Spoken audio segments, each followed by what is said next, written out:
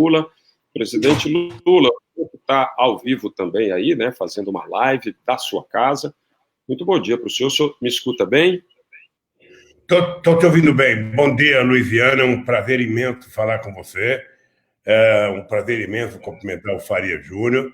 Eu queria começar essa entrevista, Luiziana, dedicando a minha solidariedade ao povo do Ceará pela pandemia, sabe? Ao governador Camilo pela capacidade, pela coragem de fazer todas as medidas que ele está fazendo, sem medir nenhum esforço. Ele está possivelmente sendo um governador com uma atuação brilhante, que merece respeito no Ceará, no Brasil e no mundo inteiro. E também cumprimentar os companheiros do PT. Eu sei que o Guimarães, Zé Henrique, sei que a Luiziana, está todo mundo assistindo esse programa, e estou à tua inteira disposição. Mais uma vez eu vou te falar, Luiziana, não tem pergunta proibida, pergunta o que você quiser, o tema que você quiser. Vamos conversar com muita seriedade, que o povo está precisando de seriedade nesse país. É isso mesmo, presidente. Muito obrigado pela sua atenção, pelo carinho, por se disponibilizar. O senhor que deu raras entrevistas até hoje, né, depois que foi solto, foi liberado da prisão, lhe agradeço muito pela atenção. E a gente começa, presidente, perguntando para o senhor exatamente sobre a crise, né, sobre essa pandemia do coronavírus, né? O presidente Bolsonaro acho que está enfrentando a maior crise de sua história. Não sei se o senhor, quando governante, teve uma crise dessa magnitude. E a resposta do presidente é a pior possível, né? Há um confronto grande com os políticos, né? Uma pressão enorme dos empresários, até legítima pressão para voltar a funcionar o comércio, as atividades. Governadores aí estão segurando o isolamento social. Diante desse cenário, o senhor que foi presidente, tem bastante experiência, o que é que o senhor faria diferente? Luiziana, o grande problema é que o presidente Bolsonaro não estava preparado para ser presidente da República, não estava preparado para governar o Brasil em normalidade e muito menos está preparado para governar o Brasil com uma crise da magnitude que estamos sofrendo hoje. Veja, quando você tem uma crise que você não sabe como resolvê-la, a melhor coisa que você faz é você juntar parceiros em torno de você para resolver a crise. Quais são os parceiros que o presidente da República deveria ter nesse instante?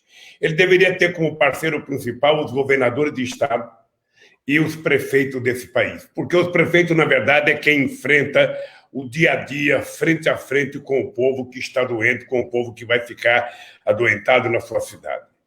O governador é aquele que pode estabelecer política de distribuição das coisas necessárias para os prefeitos, e o presidente da República tem o papel de coordenar os interesses dos entes federados. Ou seja, o presidente da República deveria estar reunido com os governadores semanalmente, com os técnicos, com os cientistas, discutindo cada medida que fazer, inclusive se reunindo com os empresários também, para discutir quais são as possibilidades que nós temos de garantir que o setor que seja vital para a sociedade, que seja essencial, possa funcionar, dando garantia de vida às pessoas que vão trabalhar. O presidente não faz nada disso. O presidente continua arrumando inimigo. Ele vai para a praça, junta 200 pessoas na praça, para fazer um ato de ostensiva ofensas à Suprema Corte, ao Congresso Nacional, à Câmara, ao Senado, à sociedade, ou seja, falando em emprego quando ele é o responsável por parte do desemprego que nós temos nesse país, quando nós sabemos o que cresceu de desemprego nesse período, e no período depois do golpe da Dilma, ou seja, só 13 milhões de desempregados, mais quase 50% da sociedade trabalhando na economia informal. Ou seja, ele fala em emprego e cria medidas e manda emendas constitucionais que geram desemprego, desestruturou o mundo do trabalho, faz acordo envolvendo prejuízos ao movimento sindical, aos trabalhadores, sem consultar os trabalhadores, tenta criar uma carteira para dar emprego para as pessoas sem praticamente nenhum direito, a não ser o salário que vai ser menor. Ou seja, é uma pessoa que não tem compromisso com a democracia. Ele poderia construir isso. Tem muita gente querendo ajudar, tem políticos querendo ajudar, tem governadores querendo ajudar, tem prefeito querendo ajudar, tem empresário querendo ajudar. Ele poderia criar em torno do governo federal uma instituição que pudesse ajudá-lo a fazer as coisas, ouvir os cientistas, ouvir os especialistas e fazer as coisas de forma responsável, coisa que ele não está fazendo. Eu enfrentei uma crise séria de 2008, 2009, era uma crise econômica, não era uma crise com a pandemia dessa que nós temos agora, não tinha o problema... Teve H1N1, não foi, presidente? Teve H1N1 também, né? Veja, mas nós conseguimos dar a volta por cima. Eu dizia que o Brasil seria o último país a entrar na crise, seria o primeiro a sair, e foi exatamente o que aconteceu. É só importante lembrar que, quando eu entreguei a presidenta para a companheira Dilma, o Brasil estava crescendo a 7,5% e o comércio varejista estava crescendo a mais de 14%. Ou seja, e não tem saída sozinho. O presidente não é obrigado a saber de tudo, ele não tem o compromisso de saber de tudo. O que o presidente tem é o compromisso de funcionar como se fosse um maestro, juntar, sabe, cada especialista na sua área e discutir, pegar orientação e colocar em prática com o objetivo principal de cuidar do povo brasileiro. É esse o papel do presidente da República e é isso que o Camilo está fazendo no Ceará. Eu tenho acompanhado as decisões do Camilo, sabe, sobre a questão de leitos, eu tenho acompanhado sobre a questão de respiradores, eu tenho acompanhado a questão sobre a sustentabilidade do povo mais pobre, sabe, que é isso que deveria estar sendo feito no governo federal. Apenas isso. Presidente, por falar em governador Camilo Santana, a nossa realidade aqui no Estado, que não é diferente de nenhum Estado brasileiro, há uma pressão gigantesca dos setores produtivos, né, dos setores de comércio, da indústria, né, são os setores que estão pressionando para voltar às atividades. O governador chegou até em determinado momento, cedeu, ele abriu, fez um decreto, né, flexibilizando. Voltou horas depois, voltou atrás e manteve o isolamento. Mas há, de fato, uma pressão. O senhor considera essa pressão legítima? O senhor, como presidente, de que modo o senhor cuidaria da vida, mas também veria os empregos, veria a economia brasileira? Eu não considero a pressão legítima, porque com a pandemia dessa, a hora não é de fazer pressão, a hora é de sentar e tentar encontrar uma solução negociada.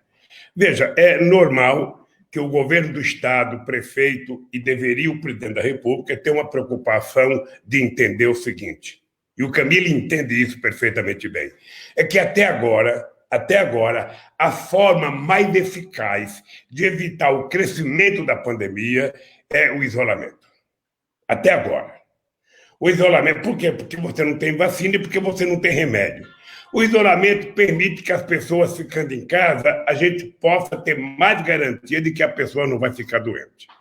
A segunda possibilidade é a pessoa ter todos os equipamentos necessários para se proteger, coisa que muita gente ainda não tem.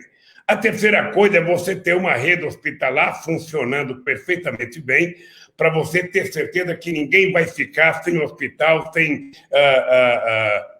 UTI, se for necessário, coisa que também não existe. Veja, é importante só lembrar, Viana, que 63% de todos os leitos feitos nesse país, na rede pública, foi feito no governo do PT. É importante lembrar isso, porque o SUS, que era tão desprezado por algumas pessoas, agora começa a ser lembrado como a coisa mais eficaz que nós temos no Brasil, e ele poderia ser muito melhor se não tivesse acabado com a CPMF em 2006, como acabaram, para tentar me prejudicar e prejudicar o povo brasileiro, não a gente. Veja, e agora, com o governo Temer, tiraram 22 milhões de reais do SUS.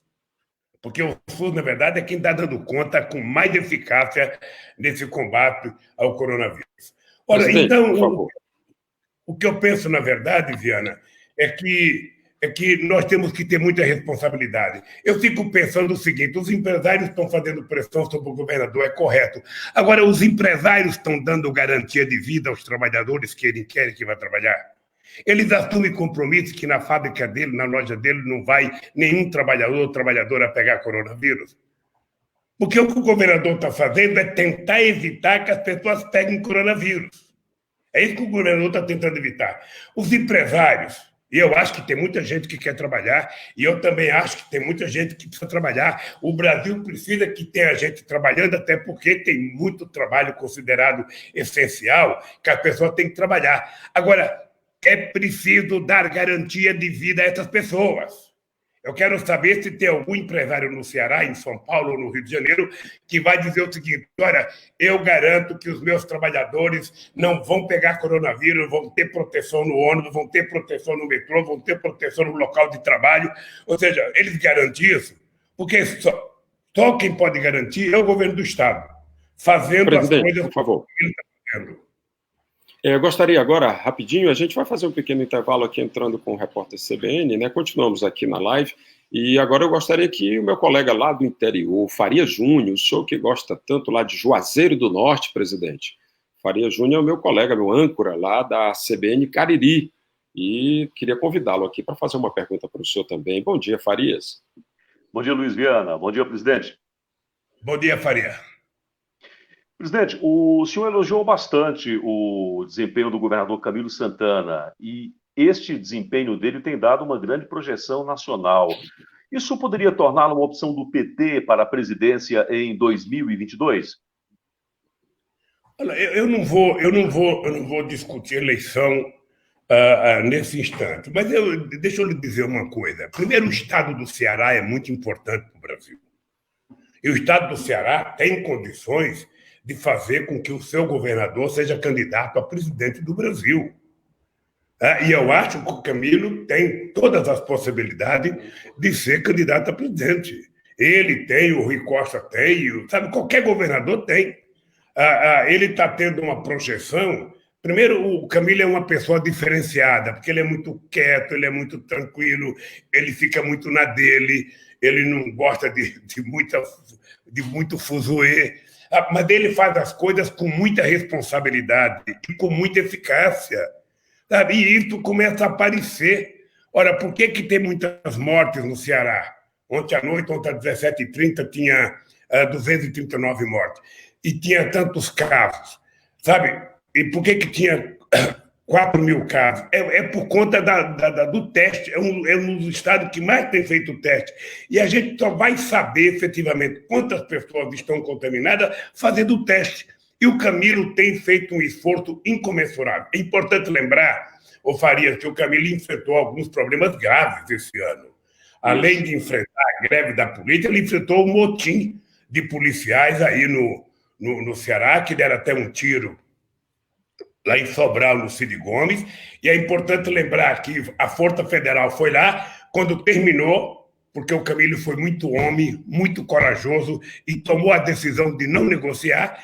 O cara da Força Nacional que foi para lá elogiou os caras que estavam amotinados como heróis.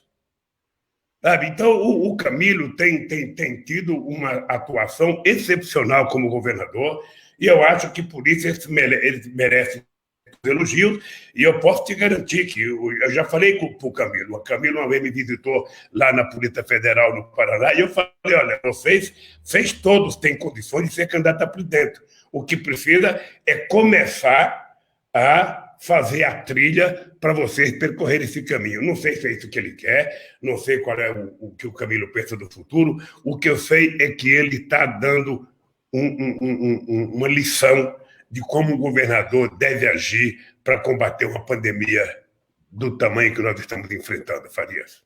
Presidente, já que eu estou falando aqui do Cariri, estou em Juazeiro do Norte neste momento, e já coloquei na pauta a questão de eleições, nas próximas eleições, primeiro o seguinte: o senhor é a favor de que tenhamos de fato eleições neste ano? Há quem defenda que se prorrogue aí, que se coloque mais para frente, e dentro dessa pergunta, também lhe pergunto: os candidatos do PT, a exemplo de Juazeiro do Norte e Fortaleza, contarão com seu apoio? O senhor participará presencialmente das campanhas?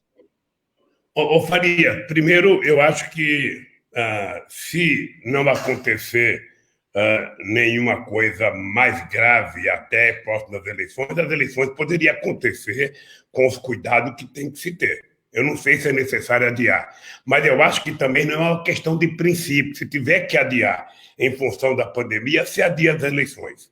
Se tiver eleição, o PT vai ter candidato nas maiores cidades, e aonde eu puder ajudar, aonde eu puder transferir um voto, eu vou contribuir para eleger os candidatos do PT. Presidente, a gente vai fazer um pequeno intervalo aqui, entrando em rede com o repórter CBN. Agradeço demais o Farias, deu uma grande contribuição. Enquanto isso, ficamos aqui, né, acompanhando a live aqui com o presidente Lula. E antes do intervalo, queria provocá-lo com a seguinte pergunta. Aqui no Ceará, em Fortaleza, a capital, tem como candidato do PT Luiziane Lins, muito provavelmente. E os Ferreira Gomes e Camilo Santana devem apoiar um outro candidato. Como é que o senhor vai ficar nessa situação? Essa pergunta é para o senhor responder daqui a pouquinho, depois do intervalo, viu? Então, obrigado. Obrigado, Farias.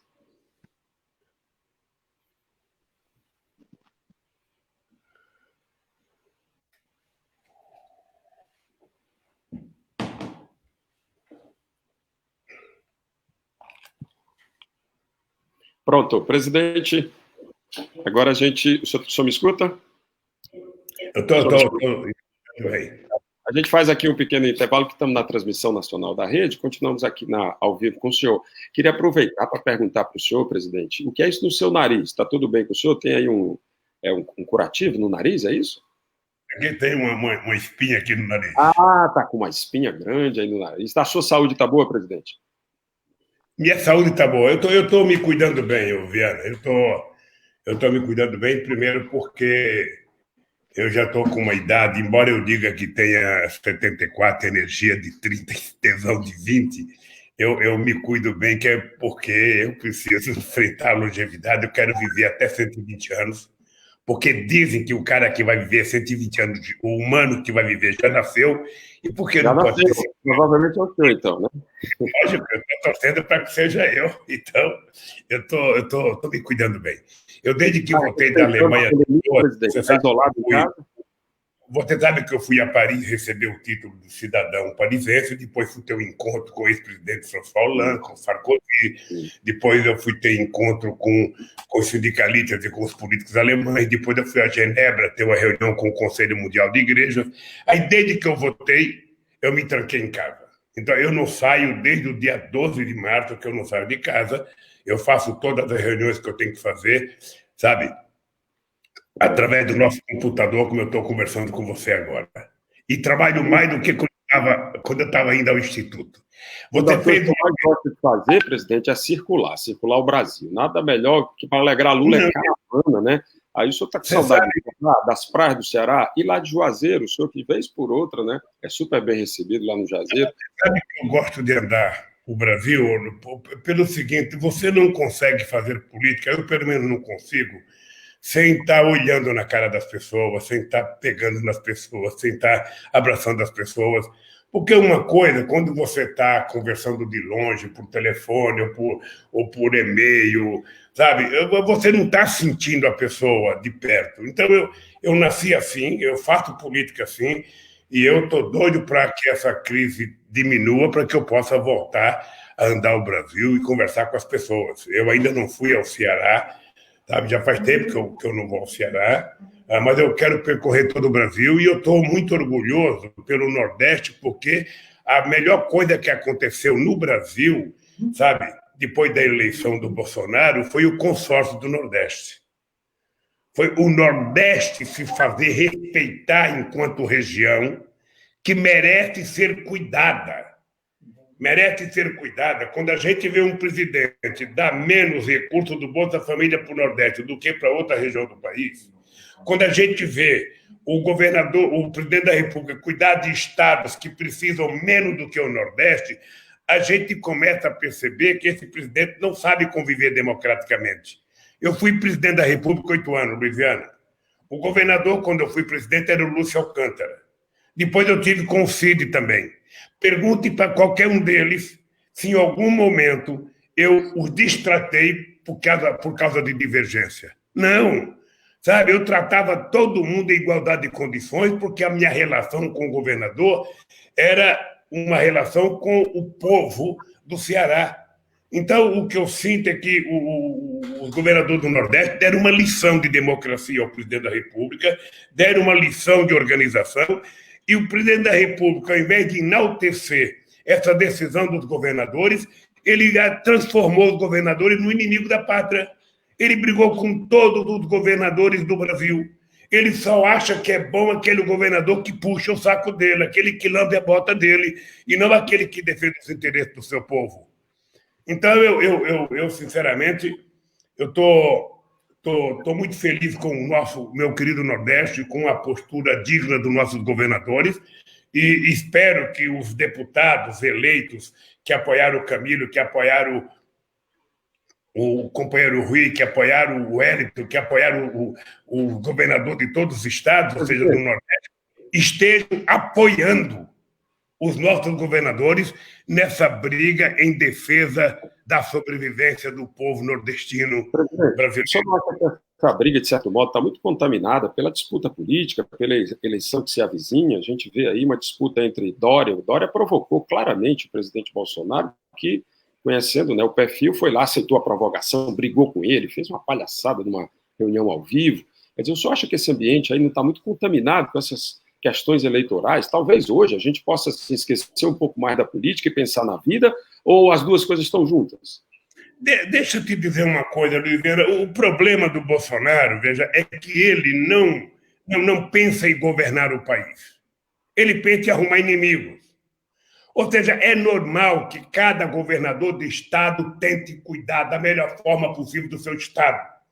Ora, o Dória estava cuidando do estado de São Paulo como ele entendia que deveria cuidar. Não depende do Lula concordar ou não, do Bolsonaro concordar ou não. O seguinte, ele estava cuidando dos interesses do seu estado.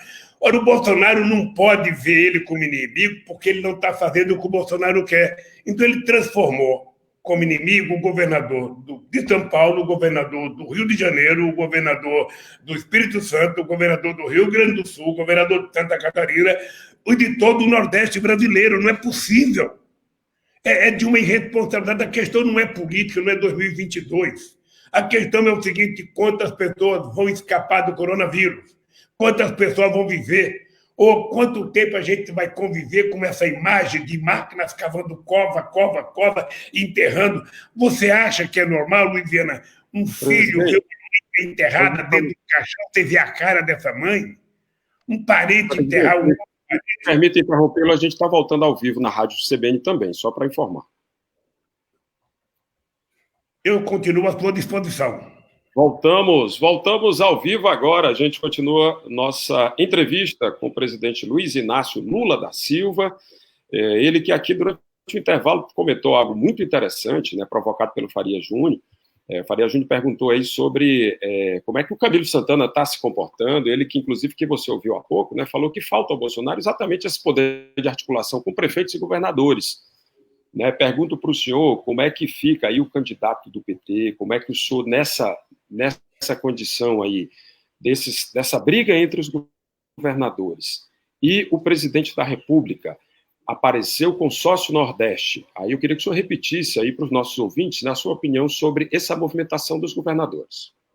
Olha, eu estava dizendo agora há pouco para o Luiziana que a coisa boa que aconteceu desde que o Collor ganhou as eleições foi o consórcio do Nordeste. Desde que o Bolsonaro ganhou as eleições, foi o consórcio do Nordeste. Ou seja, os governadores do Nordeste se reuniram, viram os problemas que tinham que enfrentar, viram a similaridade dos problemas e resolveram construir um consórcio.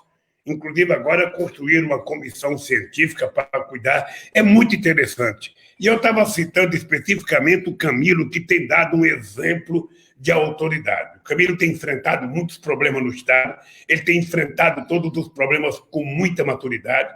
Esse último motim da polícia foi uma provocação, esse tiro ao Cid Gomes, ou seja, e o Camilo não cedeu, não negociou, sabe, o que foi muito importante. E agora, no coronavírus, ele tem sido um dos governadores mais atuantes.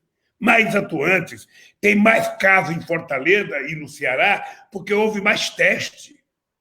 Então, o Camilo, ele tem feito tudo, ele tem dado lição de como se comportar dentro de uma crise como essa. Sabe, eu comecei elogiando o Camilo e quero te dizer que é muito orgulho. E você perguntava se o Camilo poderia ser candidato a presidente da República. Eu não vou discutir a eleição para presidente da República com tanto tempo de antecedência. Mas o Ceará é muito importante. O governador do Ceará, que quiser, tem condições de ser candidato a presidente da República. Sabe? Eu até já falei isso pessoalmente com o Camilo quando ele me visitou na Polícia Federal. Sabe? Se ele tiver interesse, ele precisa começar a trilhar esse caminho. Mas qual é o interesse do Camilo agora? Qual é o compromisso principal e prioritário do Camilo? É cuidar do povo do Ceará. é cuidar do povo do Ceará. Ele tem um problema sério com a segurança, sabe? E agora ele tem esse problema sério da pandemia. Você está lembrado que o Bolsonaro, sabe, vetou uma decisão do Camilo de proibir voos dos Estados Unidos para Fortaleza, né? O Bolsonaro é tão puxa-saco que ele proibiu aviões europeus e não proibiu avião americano, quando os Estados Unidos é o epicentro do coronavírus.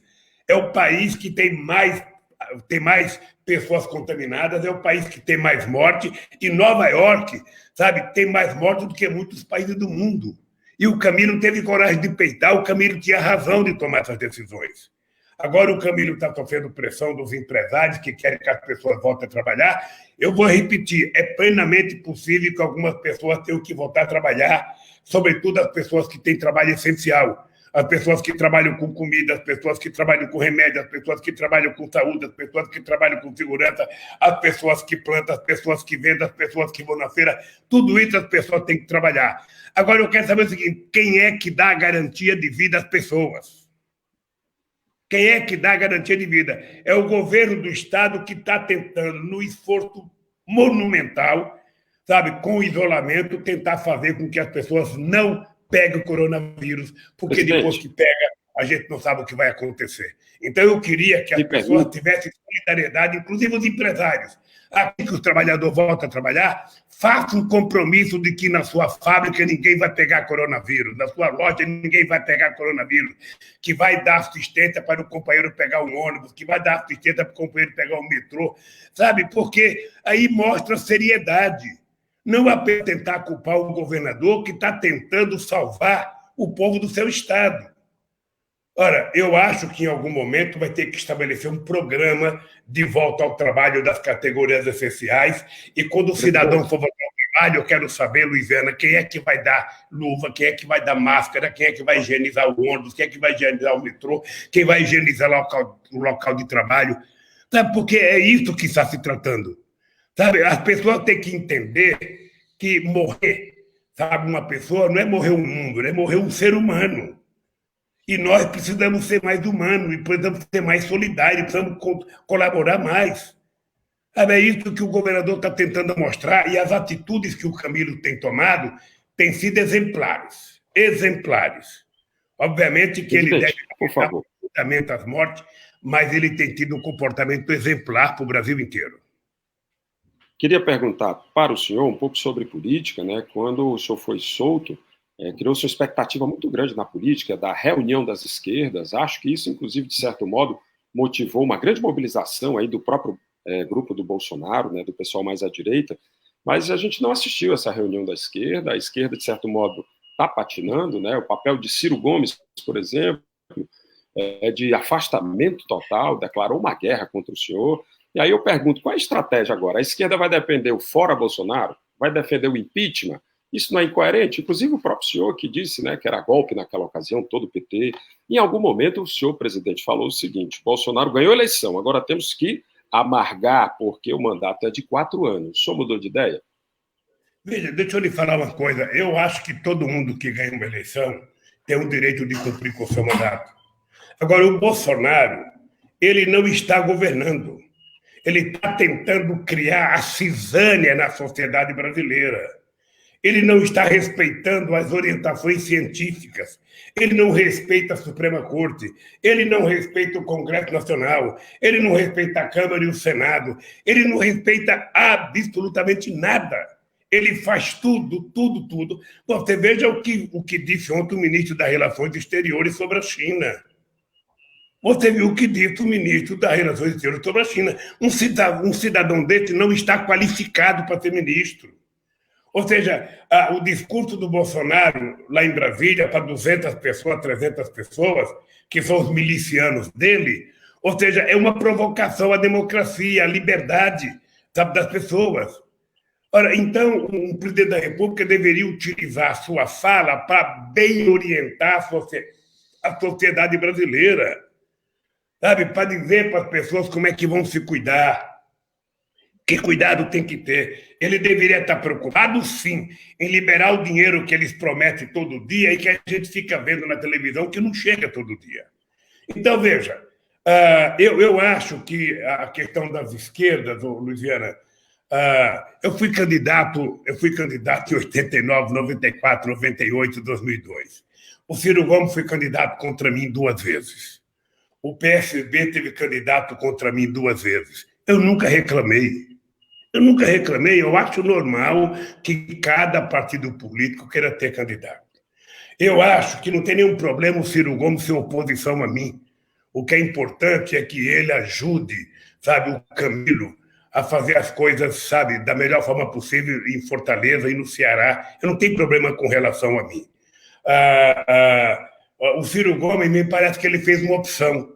O Ciro Gomes percebeu que dificilmente ele será candidato a presidente da República com chance de se eleger, sabe, pela esquerda. Então, o Ciro Gomes está tentando convencer uma parte do eleitorado de direita que ele é o inimigo do PT. Como ele acredita na existência do antipetismo, ele espera que esse antipetismo vá para ele. Sabe, imaginar que um anticorintiano vai ser corintiano. Sabe, deixa eu te falar uma coisa. O PT tem o anti-PT porque o PT é muito forte. Porque o PT é o maior partido de esquerda da América Latina. Eu lembro quando o PT era bem pequenininho, em 2002, o PT sozinho com o Zé Ayrton candidato, a gente perdeu por menos de 2% de votos para o Tarso, para o Ciro, para o Lúcio Alcântara. Ou seja, 3 mil votos. Hein? 3 mil votos. 3 mil votos, a diferença. Então você veja, a força do PT é muito grande. Presidente, por favor. O ódio que o Ciro tem demonstrado com o PT no Ceará é muito grande no Brasil inteiro. Ora, em 2010, eu e o Eduardo Campos acertamos que o Ciro ia se filiar ao PSB em São Paulo para ser candidato a governador. A primeira coisa que ele faz quando chega no aeroporto de São Paulo é criticar o PT. Então não é possível. A Luziane sabe o quanto o Ciro xinga ela, ofende ela. Ela sabe disso. O PT sabe disso. Vai apoiar a Luiziane aqui em Fortaleza? Deixa eu falar uma coisa. Então, eu acho que o Ciro Gomes está fazendo uma análise equivocada e errada, sabe, desse país e da política brasileira. O Ciro Gomes, ele deveria saber que o inimigo dele não é o PT. Ele deveria saber. Se ele está tentando transformar o PT no inimigo para ver se conquista voto do lado de lá, eu acho que ele vai perder o dele e não vai conquistar o do lado de lá. Essa é a minha visão. Mas eu continuo dizendo para você, Luiziana, que eu tenho um profundo respeito pela relação. Eu não confundo a minha relação pessoal com a minha relação política. Sabe, eu tive uma boa relação com o Ciro, respeito. Mas ele quer falar mal de mim, menos mal. Pode continuar falando mal de mim, que a vida segue. Nós vamos ter candidato, onde for possível ter candidato. E se a Luziana for candidata, obviamente que ela tem muita chance em Fortaleza e eu certamente irei apoiar. Eu espero que tenha eleição, que o processo seja natural. Mas, nesse momento, Luiziana, eu acho que a nossa preocupação, a do PT, a de todos os partidos políticos, é em tentar sair dessa pandemia. É ficar rezando todo dia para que os cientistas descubram logo uma vacina para que possa dar tranquilidade ao povo brasileiro. O povo brasileiro precisa de tranquilidade e o povo precisa voltar, sabe, a acreditar nesse país outra vez. Esse país está tomado pelo ódio, pela desavença, esse país está tomado, sabe, pela falta de solidariedade, falta de humanismo. Então, é isso que o Bolsonaro causou nesse país. É isso que ele causou nesse país. E as esquerdas e o PT, nesse momento, né, como um dos principais partidos de esquerda, vai defender agora o impeachment? É o fora Bolsonaro que está em pauta? O senhor concorda com essa bandeira? Agora, deixa eu lhe falar uma coisa. Primeiro, os partidos de esquerda têm trabalhado muito junto, têm feito muita nota conjunta. Na política, quase todas as notas são notas unitárias dos partidos. Eu, sinceramente, eu cheguei à conclusão, eu já tinha dito há 15 dias atrás, numa entrevista, que não tinha saída para o Brasil com o Bolsonaro. Porque ele não quer. Ele não quer, não é possível você ter um ministro da Fazenda como o Guedes, que a única coisa que pensa é vender o patrimônio público. Não é possível. Ou seja, todos os países do mundo já rodaram dinheiro novo para enfrentar a crise. Eles estão fazendo, sabe, tirando o dinheiro do bolso do paletó, colocando no bolso, sabe, da calça, tirando da calça, colocando no bolso do... É o mesmo dinheiro que está rodando, quando, na verdade, deveria estar produzindo dinheiro novo para enfrentar o coronavírus, como está fazendo muitos países do mundo. É isso que ele deveria estar fazendo. Então, eu cheguei à conclusão de que, se a gente tiver saída, não vai ser com o Bolsonaro. Eu acho que o Bolsonaro é preciso fazer o levantamento dos crimes de responsabilidade que ele já cometeu, e foram muitos, e tentar discutir, sabe, o fora Bolsonaro. Ou seja, preciso começar o movimento, porque se ninguém começar, não vai acontecer. Mas a gente não pode ficar parado vendo o Bolsonaro destruir a democracia brasileira, destruir os valores desse país que foram construídos a tão duras penas, fazer apologia, sabe, de torturador, fingir que não houve ditadura militar, fingir que não houve golpe, sabe, fazer manifestação na frente do Exército, sabe, numa demonstração de que ele não gosta da democracia, ele não gosta da política. A única coisa que ele gostou da política é que ele viveu 28 anos às custas, sabe, de política, como deputado federal. Justamente esse ponto que o senhor levantou, qual é a análise que o senhor faz da postura do Poder Legislativo, do Poder Judiciário, das instituições, de uma forma geral, com relação aos ataques sofridos à democracia? Veja, eu acho que as instituições já deveriam ter reagido. Eu desde o tempo que entraram no Senado para prender o Delcídio poderia cometer qualquer outro crime e ser punido. Agora, o que não poderia era a Polícia Federal adentrar, sabe, a um recinto de um poder como o Senado para prender o Delcídio. Sinceramente, eu achei que ali deveria ter tido uma reação do Poder Legislativo. O Ministério Público desrespeitou de uma só vez a Suprema Corte, desrespeitou o Senado, desrespeitou a Câmara, desrespeitou o Poder Executivo. Ou seja, eles, na verdade, desrespeitaram aqueles moleques lá de Curitiba, da Força Tarefa. Eles acharam que era um Deus e resolveram desrespeitar. E o Bolsonaro segue a mesma coisa. A única coisa que o Bolsonaro não faz é mostrar onde está o Queiroz. A única coisa que ele não faz é dizer quem é que matou a Marielle. Porque alguém ligado a ele deve saber. Alguém, tudo que a gente lê na imprensa, tudo que a gente vê, sabe, é o seguinte: eles tentam esconder. Cadê o Queiroz? Cadê o dinheiro que era repartido do gabinete do Círio? Ou seja, tudo isso fica guardado. Tudo isso ele não responde. O Moro não responde nada. O Moro, sem o apoio da Globo, como ela deu no caso da Lava Jato, o Moro desaparece porque é medíocre enquanto pessoa. Então, presidente, vou falar em Moro. Teve uma novidade aí, na madrugada da quarta-feira, né? O STJ reabriu, pediu seu julgamento do triplex do Guarujá, esse caso que foi a condenação exatamente do juiz Sérgio Moro, que está sendo questionado exatamente por esse ato, né? Tem pedido de suspeição. Aí eu pergunto sobre o Lula. Como é que o senhor está nesse momento, diante, né, de tanto o senhor é réu, o senhor tem receio de voltar à prisão? Luiziano, deixa eu lhe falar uma coisa. Se tiver dos 210 milhões de brasileiros, um ser humano com a consciência tranquila nesse país sou eu. Eu não tive a oportunidade de falar com você, até quero agradecer a carta que você leu para mim quando eu estava na cadeia. É o seguinte, meu caro, eu, quando decidi para Curitiba, porque eu poderia ter ido para um outro país, poderia ter ido para uma embaixada, eu fui porque eu preciso provar que a força-tarefa de Curitiba, no meu caso, é mentirosa. Eu preciso provar que o Moro é mentiroso, a sentença dele é mentirosa. Ele inventou uma sentença chamada a causa do crime é crime determinado, ou seja, isso não existe no mundo jurídico. E eu estou muito tranquilo. Eu fiquei surpreso com a calada da noite, 1h da manhã, o Fischer colocar outra vez o meu processo para ser votado de forma virtual, sem avisar sequer a defesa. E a mesma coisa fez o Gebran no Rio Grande do Sul, às 4h da tarde. Ou seja, eles acham que isso vai diminuir as críticas ao Bolsonaro e vai votar ali. Não estou preocupado. Não estou preocupado. Se tivesse uma balança para medir consciência pesada, eu toparia colocar a minha consciência com todo o Moro e com os que estão me condenando, para você perceber que a consciência deles está muito mais pesada do que a minha. Eu acho que, para mentir como eles estão mentindo, para julgar como eles estão julgando, ou seja, essas pessoas não estão honrando o papel e a função que eles exercem no Poder Judiciário brasileiro.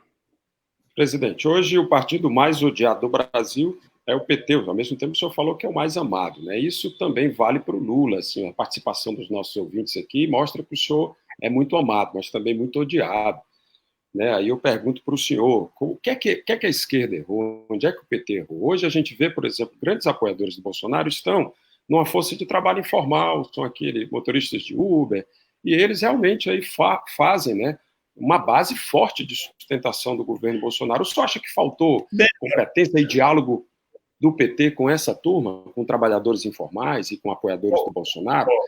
Onde é que o senhor acha que o PT errou? Luiziano, deixa eu te dizer uma coisa para você. Se você for no Rio de Janeiro, você vai perceber que tem duas torcidas no Rio de Janeiro. Tem o Flamengo e o anti-Flamengo. Se você vier a São Paulo, você vai perceber que tem o corintiano e tem o anticorintiano. E aí vai no Brasil inteiro. No Ceará, a disputa entre o Ceará e Fortaleza deve ser muito grande. E aí vai para o Brasil inteiro. Né? O PT é muito grande. Veja, o PT, só para dar uma ideia para você, sabe? O PT disputou a primeira eleição em 89, o PT tinha 7 anos de existência. O PT foi o segundo colocado. Numa reunião que disputava Brizola, Ulisses Guimarães, que disputava Aureliano Chaves, que disputava Mário Covas, o PT foi o segundo colocado. Então, o PT foi o segundo em 89, o PT foi o segundo em 94, o PT foi o segundo em 98, o PT foi o primeiro em 2002, o primeiro em 2006, o primeiro em 2010, o primeiro em 2014, e não foi o primeiro em 2018, porque eu não concorri. Se eu tivesse concorrido, teria sido o primeiro, e se não tivesse tido fake news, o Haddad teria sido presidente da República. Só para você ter ideia. Então, o PT é muito grande. O PT, desde 89, o PT está diretamente na disputa. Ou é campeão ou é vice, é campeão ou é vice, é campeão ou é vice. Isso desperta, sabe, uma certa mágoa de muita gente. Mas é importante lembrar que, embora a gente não tenha ganho as eleições no primeiro turno, a gente tenha tido 47%, 48%, 49%, ou seja, a verdade é que no segundo turno, nas 2 vezes, eu fui para 62%. Então, o dado concreto é o seguinte: quando você tem uma eleição, você disputa o primeiro turno, no segundo turno você compõe base de apoio e você se elege com a maioria, como eu me elegi 2 vezes. É assim que a gente constrói. Ou seja, se tenta criar a ideia de que o PT não ganha mais porque tem um antipetismo. Veja, faça uma pesquisa no Ceará e pergunta o seguinte: qual é o partido mais admirado, o partido que você mais gosta, sabe, no Brasil? Você vai perceber que aí em Fortaleza o PT deve ultrapassar os 25%. E você vai perceber que o segundo não passa de 2%. Faça em São Paulo é a mesma coisa. Faça em qualquer lugar, porque enquanto partido político, a única instituição nacional, sabe, que decide nacionalmente as coisas, que tem base, sabe, que tem influência no movimento social, é o PT. Okay. Agora, por que nós temos isso? Porque nós nascemos daí. Nós não nascemos de cima para baixo, nós nascemos de baixo para cima. As pessoas se esquecem que quem ajudou a fundar o PT foi o movimento grevista de 78, 79 e 80. Foi a greve dos médicos, a greve dos professores, a greve dos bancários, a greve dos metalúrgicos. Foi a movimentação dos trabalhadores rurais. Foi a movimentação das pessoas que brigavam por saúde e por educação. Sabe, essa gente foi gente da Igreja Católica, da Igreja Evangélica. Essa gente é que fundou o PT. E o PT é um partido, Luiziano, o PT é fantástico. Eu digo que não existe similar. O PT é tão democrático que o PT tem gente que gosta da Revolução Cubana, da Revolução Chinesa, sabe, da Revolução Russa, gente que é leninista, gente que é guevarista, gente que é maoísta, ou seja, gente que é católico, gente que é evangélico. Presidente, por gentileza. Todo mundo convive democraticamente no PT. Todo mundo. Todo mundo. Nós estamos chegando ao final da nossa entrevista. Nós aprendemos a conviver democraticamente, Liviana. Por isso, querido, eu queria te dizer o seguinte, olha, eu estou pedindo a Deus que essa crise acabe logo, que essa pandemia acabe, que eu quero botar meus pés no chão de Fortaleza, molhar o pé numa praia qualquer, sabe? Sobretudo aí na praia mais perto do centro, a Praia do Futuro. E aí, comer um caranguejo e poder fazer um pouco de política e, quem sabe, dar uma outra entrevista para você aí, ao vivo, diretamente de Fortaleza. É tudo isso que eu espero, Presidente, querido. muito obrigado pela atenção. O Grupo de Comunicação Povo e a Rádio CBN agradece a sua atenção para com o nosso veículo. Sempre que pode, o senhor realmente entra nas rádios do Nordeste, entra aqui com a gente. E nossos ouvintes também agradecem a sua atenção. Muito obrigado aí por sua participação, pela entrevista. Eu queria encerrar com o senhor com uma pergunta bem rápida. Queria agradecer também meu colega Faria Júnior, que está aqui já nas imagens. Queria perguntar para o senhor se vê no palanque de candidato a presidente, tem que ser bem rápido, que a gente está terminando. Me vejo. Meu caro, é o seguinte, eu não sei me ver sem estar num palanque. Candidato a presidente. Sabe? Então eu quero estar num palanque. Sabe? Obviamente que eu não tenho mais, eu estou com meus direitos políticos caçados, eu quero reconquistar, mas pode ficar certo que, sendo candidato ou não, eu estarei no palanque. Se for você o candidato, eu estarei no palanque também, defendendo Liviana, Faria Júnior e quem for candidato contra o Bolsonaro. Muito obrigado, presidente, por sua entrevista. Obrigado, grande abraço para o senhor. Obrigado, Faria Júnior. E obrigado ao povo do Ceará mais uma vez. É isso, a gente se despede agora do presidente Lula e continuamos aqui na programação do seu Povo no Rádio.